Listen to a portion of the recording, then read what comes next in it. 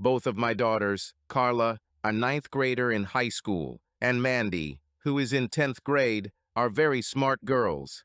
They are not very popular among their boys the same age, which, however, does not upset either me or them. Rather, it is their own choice, since the external data of both is quite at the level, at least above average. In addition, it seems that thanks to their intelligence, even at such a young age, they are able to easily see through the insincere advances of their peers. My wife and mother of the girls is Amanda. I know my opinion is biased, but she is still a very attractive lady, a fit, slender woman with a beautiful figure. We met at a summer party in the same youth group the year I graduated from college. She was working as a secretary at the time and had just experienced a failed romance. I'd been warned that getting into a relationship with a partner who was in the rebound stage after a recent breakup usually didn't lead to anything good, and Amanda and I actually had a few fights early on. It is true that there was no serious conversation between us about an exclusive relationship, but I was still hurt when I heard some time later that she was again dating Nick Monroe, her former beau. This set us back a few months, but we eventually sat down and talked, and things progressed between us as they should in a traditional relationship. Amanda never gave me any reason to doubt her loyalty. I, for my part, not only never cheated on her, but, in fact, I didn't even come close to doing so. To be honest, I've never been much of a ladies' man. Even though I made a good living, our family was crippled by medical bills that depleted our savings. About 3 years ago, Amanda, while driving, lost control in icy conditions and caused an accident, collecting a pile of 5 cars. All 3 of my women were injured in that accident. With an annual deductible of $10,000 per person, broken bones and other injuries quickly depleted our finances. Only by taking out a home equity loan were we able to pay off the remaining medical bills. So even though my wife makes only a third of what I make, we still need Amanda's income to pay off our loans and try to save up for college for the girls again. I had never heard my daughters discuss beauty pageants before, whether it was in a good way, a bad way, or completely indifferent. So I was somewhat surprised when one day the two of them walked up to Amanda, giggling and nudging each other, and handed her a flyer with information about the upcoming Sexiest Mom competition. What do you say, Mom? We think you could win here, and by a large margin. Amanda looked at the flyer for a moment before answering. What's the point of this? I'm not looking for a new man, and, in fact, I don't want to receive inappropriate proposals from some idiots I don't know. Yes, but we would be proud of you. Maybe you're just afraid of losing, Carla egged her on. No, Amanda responded immediately. Okay, I'll tell you what, I'll think about it. I wasn't sure what Amanda would decide. That evening, she had a really thoughtful look on her face. You could almost see the gears and wheels turning in her head. Waking up in the morning shortly before the alarm went off, I found myself embroiled in a discussion with my already awake wife. Carl, will you mind if I take part in the competition? She asked carefully. Nope, I yawned. It's completely up to you, and I will support any of your decisions. Understood? Decide you. This caused an affectionate co from her. You got me. Don't worry, I'm not completely stupid. Amanda's hand slid down and my body immediately reacted. There was no need for foreplay, since she was already ready. The alarm clock chirped, signaling that it was time to get up, but I just impatiently waved my hand and pressed the off button. Being already close to climax, I didn't want anything to interfere with both of us. When we had caught our breath a little, Amanda said, "Thank you, darling. I want you to take care of me in the same way tonight, cowboy," Amanda purred and kissed me sensually. At dinner Friday night, Carla demanded an answer. Well, what did you decide, Mom? The deadline for entries into the competition ends on Sunday evening. Who is our sexiest mom here? If it makes you too happy, Amanda replied, fine, I'll do it, but on 2 conditions. First of all, this will be our family event. And secondly, I expect both of you to assist me in all aspects of the competition. Both daughters immediately let out high-pitched screams of delight and ran towards Amanda to hug her. I faded into the background with great joy. Saturday was very stressful because my three ladies spent the whole day selecting a wardrobe and rehearsing the participants' speech. The $30 entry fee was money well spent. In fact, the main competition was for second place, as Amanda clearly looked like the sexiest woman among the rest of the contenders. And yes, she did have to listen to some very inappropriate suggestions. When you have teenage daughters in the room, you never know what they will think or how they will react to an awkward situation. Although my girls simply shrugged their shoulders and ignored the cheeky cheers from the crowd. For me, this was also not very pleasant and caused some anxiety. Do Mandy and Carla really have to put up with these kinds of comments and catcalls at school? The winner gets all the spoils. Personally, I benefited greatly from Amanda winning the grand prize. For just $30 of the entry fee, you couldn't buy a more passionate night of sex with the official queen of mature beauty. As soon as my wife and I were alone, I received an exclusive striptease from the first winner of the competition. Of course, I gave it 10 out of 10. And then there was a long night of sex, with short breaks for rest and recovery. As they say, Monday is a hard day, so the morning that came after such a hard night was truly a difficult test for both of us. The four of us were gathered around the dinner table when Amanda proudly announced, "Having won yesterday's competition, I now have the right to participate in regional competitions." "Dope," Mandy immediately burst out. "Excuse me, young lady, what did you say?" Amanda asked, frowning. Dope? Well, it's kind of cool. Awesome. Keep up with the times, Mom," our advanced eldest daughter explained condescendingly. Oh. I pressed Amanda for details. "So, what does this mean?" "Well, they are holding another, only larger competition. The rules are the same, but there will probably be more applicants. I'll need a different speech and sexier outfits." "Sounds cool. Is the place the same as last time?" I asked her a question. "No, it will be in Dallas, on the second Sunday of next month." It's 600 miles from here," I drawled. "Do they give you money to cover expenses?" "No, as far as I know." "Okay, forget I mentioned it. We can't afford to go there," Amanda sighed. "But, Mom, you have to go." Mandy intervened energetically. "We'll make this our family vacation this year." "What to do in Dallas?" "I don't know. Your father and I will talk about this," Amanda answered thoughtfully, looking at me with a meaningful look. The talk meant that I would have the best sex I had ever had since Amanda and I got married. The variety and frequency of our sessions was already making my knees weak.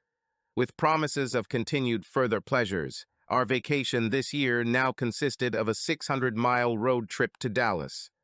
At first it wasn't too noticeable, but in the time leading up to our trip, Amanda had changed somewhat, and not to say that most of it was for the better. Yes, she was now more confident than before, but she also became somewhat more dismissive of others. Our relations little by little ceased to be equal, as we had previously established unofficially 5,050. The comments and suggestions I made were usually brushed aside as unimportant, and this began to bother me. I just hoped she was just nervous about the upcoming, bigger, more important beauty pageant. We left on Wednesday, saw a few sights along the way, and, arriving in Dallas by the weekend, spent Friday and Saturday as tourists. Fortunately, the weather was very favorable to us all these days. I paid for 2 rooms so the girls could have their own space. There was an internal door between our rooms, so we weren't completely on our own. I was pleased that I was again able to thoroughly enjoy sex with our contestant. If we talk about the upcoming competition, in Amanda's eyes again, as the first time, uncertainty bordering on fear was noticeable. Among the many participants, there were plenty of delicious-looking mature MILFs. Amanda herself, although nervous, fit into this delicious company perfectly. if our local competition was held in front of a modest audience of only 100 people. Here in Dallas, the ladies paraded in the presence of, as it was announced, more than 2,000 spectators. Moreover, I am sure that the promotion announced by the organizers, buy one beer and get the second free, was directly related to such an influx. Drunken laughter and shouts from the seats with vulgar screams of a sexual nature ruined the whole impression for me. Surprisingly, the girls sitting next to them again looked quite calm in such an environment. What the hell is going on in high school? Amanda's sparkling eyes when she was chosen as one of the 5 finalists lived up to all our hopes and lifted my spirits to the max. I knew what awaited me tonight and began to feel impatient in anticipation of mind-blowing sex. Then, they eliminated 2 more participants. I certainly hoped, but I didn't really believe that Amanda could win. One of the 3 remaining ladies looked and skillfully presented herself as if she were the most expensive escort on this planet. She was superbly built. She was 100% confident in herself, and when she spoke, every man in the building began to salivate. What a sultry and velvety voice she had. Well, she did win the crown, and Amanda ended up being chosen as the first alternative. It was better than I expected, and being rated so highly by the jury really confirmed that she is a very beautiful woman. After it was all over, all 3 of my ladies had mixed feelings about being a beauty queen among mommies. They quickly discovered and pointed out to me all the shortcomings of the winner. For example, the fact that her bangs weren't straight at all, her lipstick didn't match her outfit, and that bitch's perfume was deliberately chosen and sprayed so as to work as an aphrodisiac for the men on the evaluation committee. I knew better than to contradict them. Listening to their grumbling and teasing chatter during the 600-mile drive back home, I realized that this was a very special family bonding experience. Still, my $30 were well spent. Unfortunately, some things between us have ceased to have the appearance of restraint and tact. After the competition in Dallas, Amanda became overconfident and more ambitious, having caught some kind of star fever virus. Her way or the highway, it seemed that this was the motto that guided her from now on. My comments and suggestions no longer had the same meaning for her and were thrown aside as not worthy of attention. Something about finding Amanda in the spotlight and the center of everyone's admiration changed her, and not for the better. After 6 weeks, my marriage began to fall apart. One not-so-great day at the dinner table, Amanda announced, "Guess who was invited to the National Beauty Contest?" Carla was the first to react. "But you finished second." "No, I took the first alternative place." Mrs. Z, escort, refused to participate, and now I will go to her place. She smiled widely and seemed to glow, announcing this news to us. All 3 of us congratulated Amanda. Mandy demanded to know all the details. "When and where, Mom?" "Well, this could be a problem." She hesitated a little. "The competition will take place in Hawaii in 3 weeks. I stated the obvious. "Well, you'll have to refuse. We don't have that kind of money now. It's a pity." "I thought so too, but someone offered to pay my expenses," she hastened to interject. Was it just me, or did her voice change a little at these words? "Wow, really, Mom? For all 4 of us?" "Well, no, just for me," she muttered, looking away. Mandy didn't like her mother's statement too much. "Mom, it was a matter for everyone families. If you are traveling alone, then this is no longer a family event. Refuse them." The further conversation did not last long and did not lead to anything, so the house quickly became cold. We didn't talk about anything else that evening, and the girls disappeared into their rooms. Even a long sleep did not ease the tension that arose. The next evening, at dinner, Mandy brought up the topic again. "So you refused them, Mom?" "I haven't done anything yet. I'm still thinking." "What should we think about?" I intervened.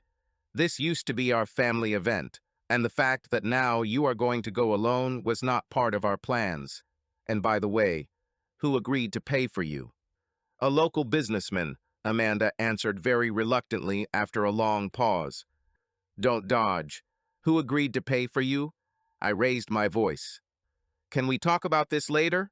She frowned, still trying not to look me straight in the eye. I'm already starting to boil. No, enough omissions. Amanda, who agreed to pay for you? Nick Monroe, she finally squeezed out.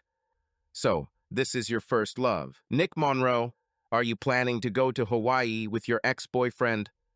Well, isn't that wonderful? My voice oozed with poisonous sarcasm. Carla entered the argument.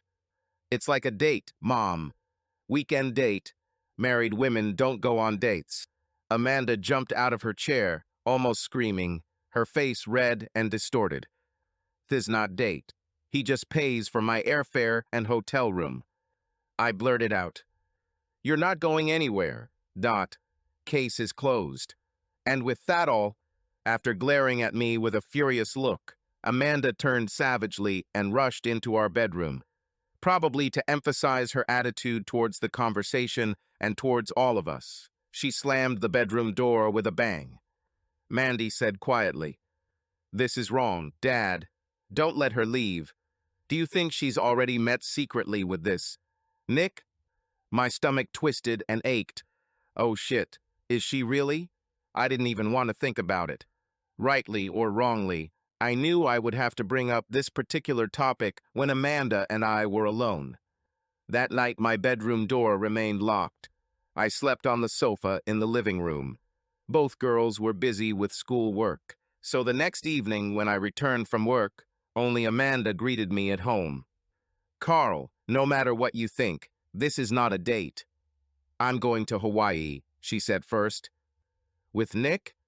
I don't know whether he will go or not. It doesn't matter at all. I'm just riding like a contestant. Clear. So now you are lying about something you know very well. I think this tells me where our marriage is at. How long have you and Nick been back together? What, oh, she bulged her eyes. But this is a simple question. You, damn it, know very well that he is also coming. Will you be living in the same room? Fuck you.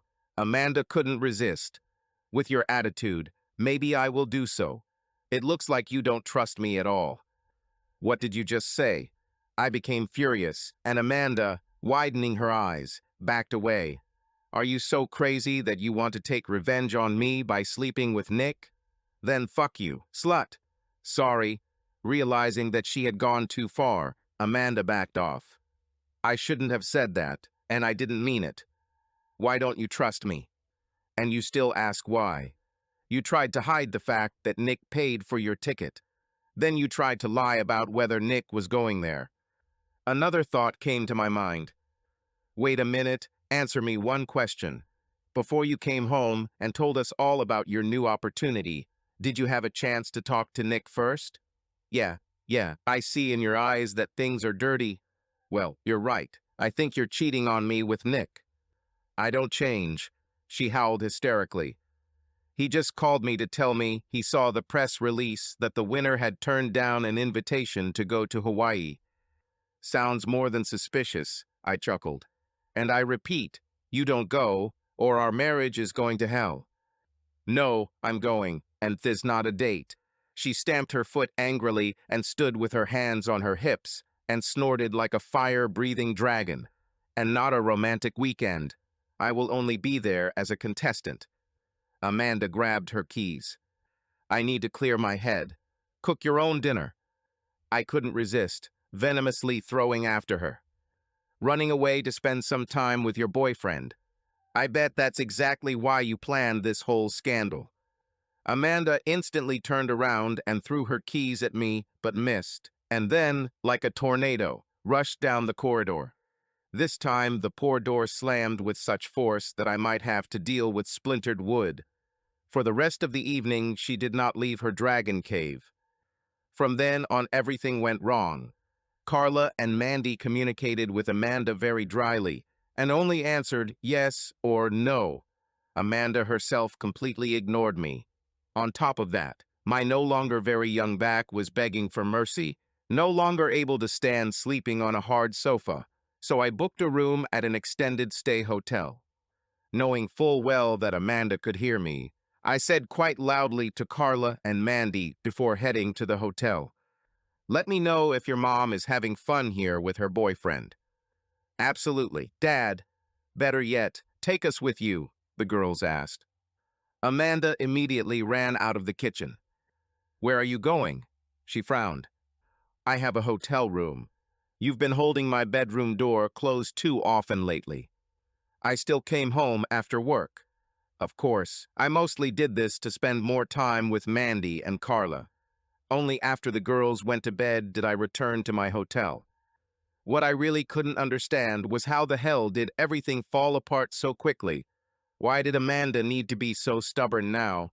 Draw a line in the sand, something she initially didn't want to take part in at all. The day of Amanda's departure arrived. I was depressed. Given the way she's been acting lately, in my mind, it was an affair aggravated by her getting back together with her ex. Amanda's stubborn insistence that I was talking nonsense drove me crazy. After packing her suitcase, she waited nervously for me at the kitchen table. "Amanda, this is the last chance," I warned her. "If you go to Hawaii, then our marriage is over." "Stop being dramatic," she answered. "I'm going as a contestant. You won't ruin our marriage over this. This not date, period." "You're wrong. This is a date. You hid your relationship with Nick, and I'm not going to put up with it," I snapped. However, apparently, my words could not get through to her mind. "Stop it, Carl. This is not a date," she continued to repeat, like a parrot. "I will never have such a chance again. Can't you just be happy for me? I warned you. Don't expect your credit cards to continue working after you leave." Amanda just rolled her eyes and dismissed my warnings as something frivolous. Both Carla and Mandy, who had repeatedly lectured Amanda about how wrong everything she was doing these days was, appeared in the kitchen during our latest fruitless argument in very good moods. This upset me even more. How can they be so joyful when I'm dying inside? Upon entering, the girls said in unison, "Mom, close your eyes. We have a surprise for you." A wide smile lit up Amanda's face. She raised her hands to cover her eyes. "Do not pry. Don't spread your fingers. Let me help you," Mandy said, coming closer. She positioned Amanda's arms so that her elbows were pointing directly away from her face. When Amanda's palms closed tightly over her eyes, her vision was blocked. "Now don't open your eyes," Carla warned. "They're closed," Amanda grumbled. After these words from her mother, Carla took out 2 small cups from behind her back. Mandy carefully took one, and they looked at each other. I saw them silently pronounce with their lips. 3-2-1. A bright red liquid, which I later learned was called Red Dragon, was splashed on both sides of Amanda's face. It was fountain pen ink, a very persistent type that takes several weeks to disappear from your skin. As the liquid splashed onto her face, Amanda screamed, "What damn?" In response, Mandy shouted to her dumbfounded mother, "Wives don't go on dates. If you've ever seen a raccoon, you can imagine this picture." This dazed raccoon had a very red face, equally bright fists, and a light stripe along its eyes. Amanda's hair was disheveled and also stained with red blotches. The raccoon looked at his fists incredulously and winced comically, his mouth open. There was a tense silence in the kitchen. I couldn't help it. I started laughing and couldn't stop. Carla and Mandy, unsure of how I would react, were relieved and joined me in laughing and pointing. As soon as Amanda saw her purple hands, she felt that her chances of winning the competition were rapidly diminishing. She rushed past us, rushing into the bathroom, and the wild scream that Amanda made when she saw herself in the mirror is something I will not soon forget. We were still giggling as we followed her towards the bathroom when Amanda emerged a short time later and gave us a scathing look.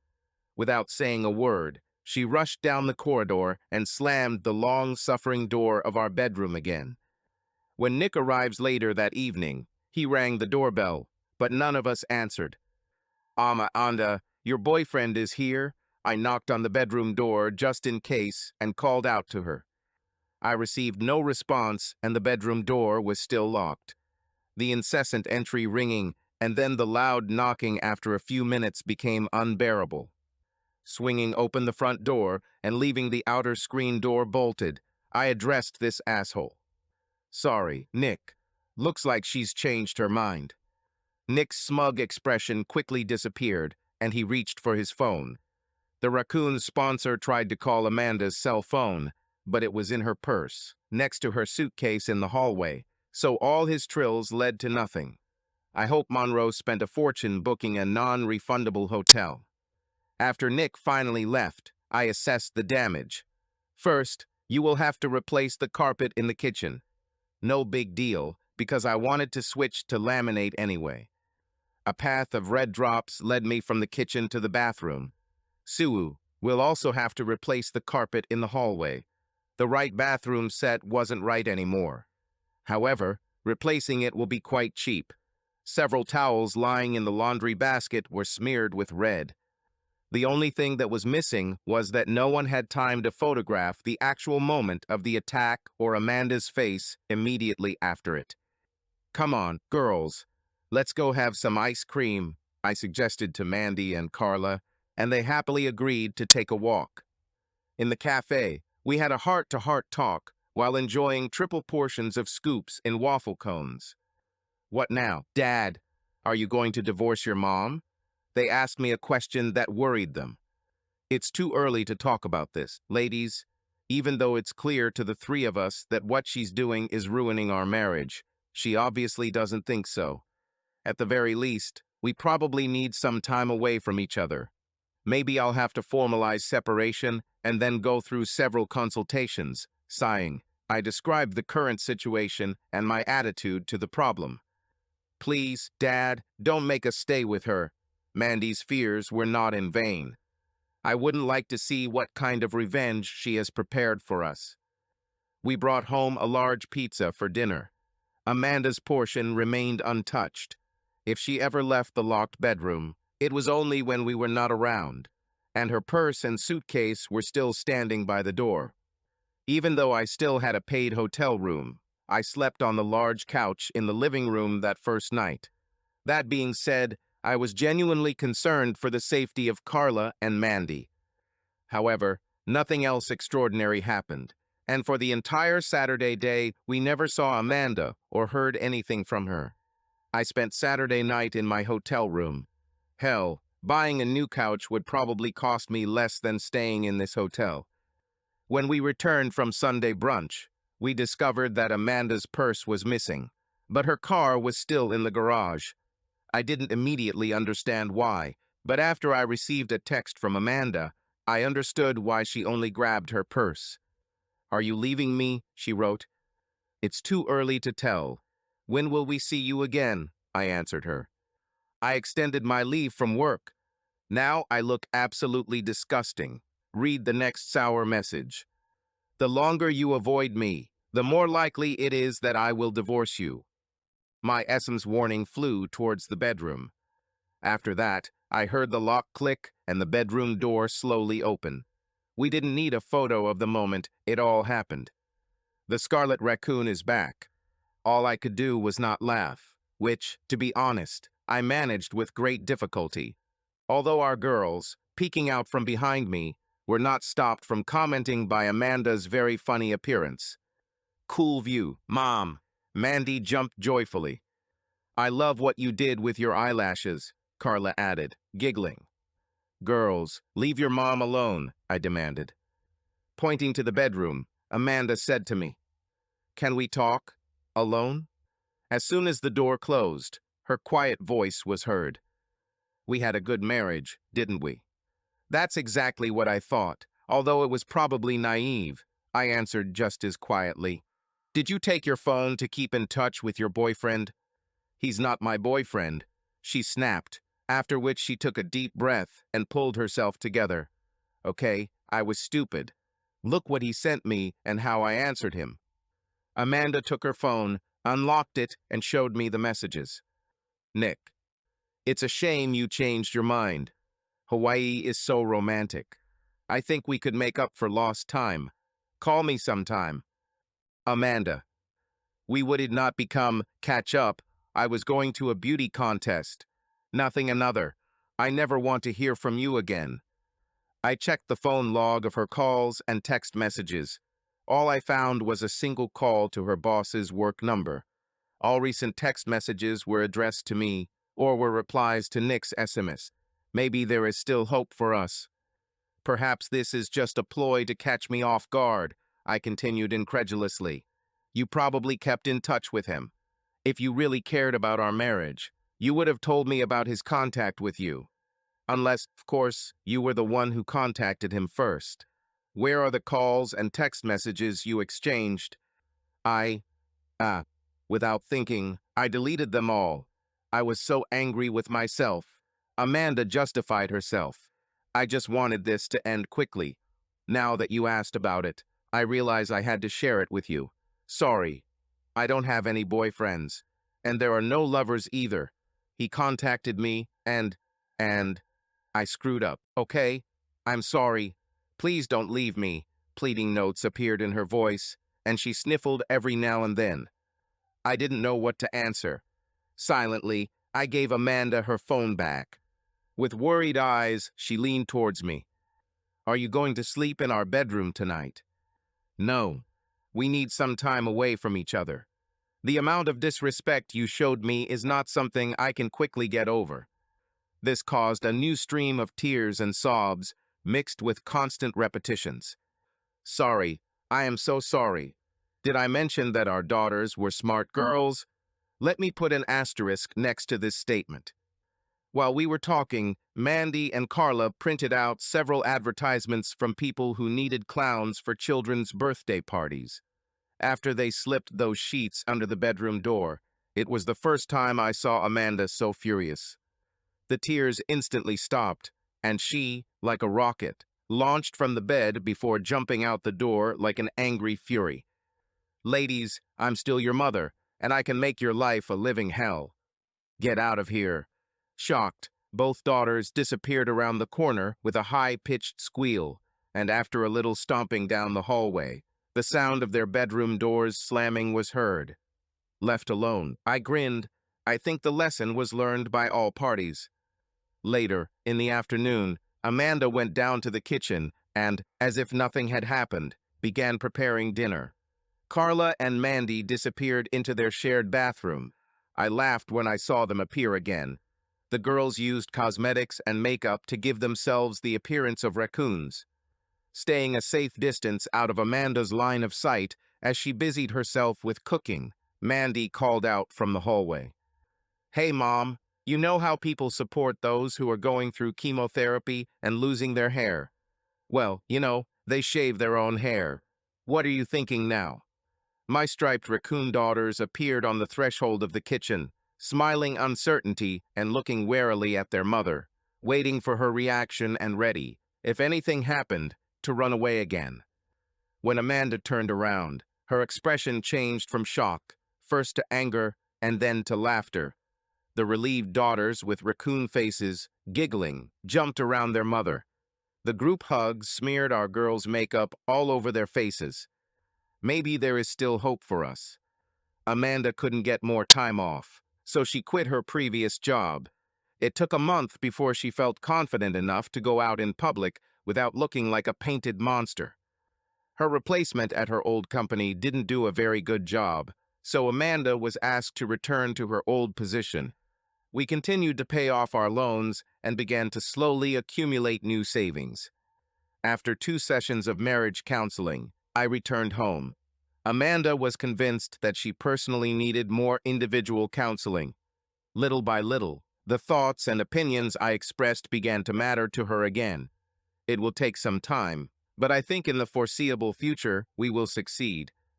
The results of a national competition held in Hawaii were published online. While I personally think Amanda is an absolute delight, the 5 finalists in the competition were in a completely different league. Let's just say that some of them are strategically super-enhanced mommies. Carla and Mandy whispered to me in confidence that Amanda would not have been a finalist anyway. Even they saw the difference between Amanda and those beauties. The payback can sometimes be quite harsh. Sometime after these events, Mandy promised one very shy boy that she would go with him to the prom. This happened a few weeks before she returned home from college, and by the time it was time to go to the event, she had completely forgotten about it.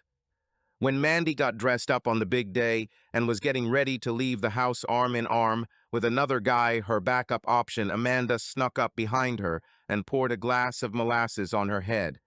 It ruined Mandy's hair, makeup, and dress. "Mama!" The shocked daughter squealed in despair, frozen in place with her arms outstretched and the sweet mass flowing down. "Didn't my fiasco teach you anything?" The angry mother attacked her. "If you gave your word, then hold him." Mandy cried non-stop all weekend. Out of self-preservation, we all kept a respectful distance from her. Carla knows that her own graduation is approaching, and she is very worried about it. The new carpet in the entryway and laminate flooring in the kitchen look great, and I'm still wondering if I should give Amanda the stuffed raccoon I bought for her for Christmas. Subscribe to our channel so that your second chaff doesn't cheat on you, and go ahead and listen to the next story, because this story is nothing compared to the next one. If you're under 18, don't even think about listening to the next one.